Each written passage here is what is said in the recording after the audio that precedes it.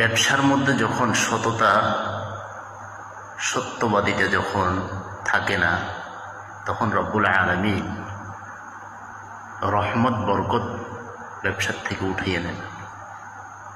অথচ এই ব্যবসায়ীদেরকে রাসূল আকরাম সাল্লাল্লাহু আলাইহি ওয়াসাল্লাম এত বড় সফলতার কথা বলেছেন যে তারা আত্তাজিরু সাদিকুল আমিন, বিশ্বস্ত ব্যবসায়ী যারা হবে, সত্য ব্যবসায়ী যারা হবে, মান নাবিয়িনা ওয়াস সিদ্দিকিনা ওয়াস শুহাদা, তারা পরকালে নবীদের সাথে, শহীদগণের সাথে, সিদ্দিকগণের সাথে তাদের থাকবে।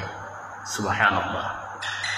অথচ দেখেন আমাদের দেশে সৎ ব্যবসায়ী খুবই কম, অসৎ ব্যবসায়ী ভরপুর। অন্য হাদিসের ভিতরে রাসূল আকরাম সাল্লাল্লাহু আলাইহি ওয়াসাল্লাম বলছেন, যারা অসৎ প্রতারক, যারা প্রতারণা করে, তারা ইসলামী সমাজ দলভুক্ত নয়, সমাজের দলভুক্ত নয় তারা। আল্লাহ রাসূল বলছেন, যে ব্যক্তি মুসলমানদেরকে ধোঁকা দেয় সে আমাদের অন্তর্ভুক্ত নয়। মান গাশশা ফালাইসা মিন্না, সে আমাদের দলভুক্ত নয়। এজন্য কোনো ব্যবসায়ী কোনো মানুষকে ধোঁকা দিতে পারে না। 2 নম্বরই মাল ধোঁকাবাজি করা, মানুষের ক্ষতি করা, এটা কশিনকালেও করা অনুচিত। এরপরে আরেক শ্রেণীর লোক আছে যারা মজুদদারি করে। অথচ হাদিসের ভিতরে আসছে, আল্লাহ রাসূল সাল্লাল্লাহু আলাইহি সাল্লাম বলছেন, যারা সরবরাহকারী তারা হলো রিজিক প্রাপ্ত, আর যারা মজুদদার, মজুদ করে আপনার কৃত্রিম দাম বাড়ানোর জন্য যারা মজুদ করে রাখে তারা হলো অভিশপ্ত। এজন্য মজুদদারির মূলত উদ্দেশ্য হলো পণ্যের দাম বাড়িয়ে অবৈধ ফায়দা লুটা। এই মজুদদারি ছাড়াও বিভিন্ন কলা কৌশলে, যেমন সিন্ডিকেট করে অথবা কাঁচামালের সরবরাহ বিঘ্ন সৃষ্টি করে, পরিবহনের ক্ষেত্রে ব্যাঘাত সৃষ্টি করে, অথবা অন্য কোনো কৃত্রিম সংকট তৈরি করে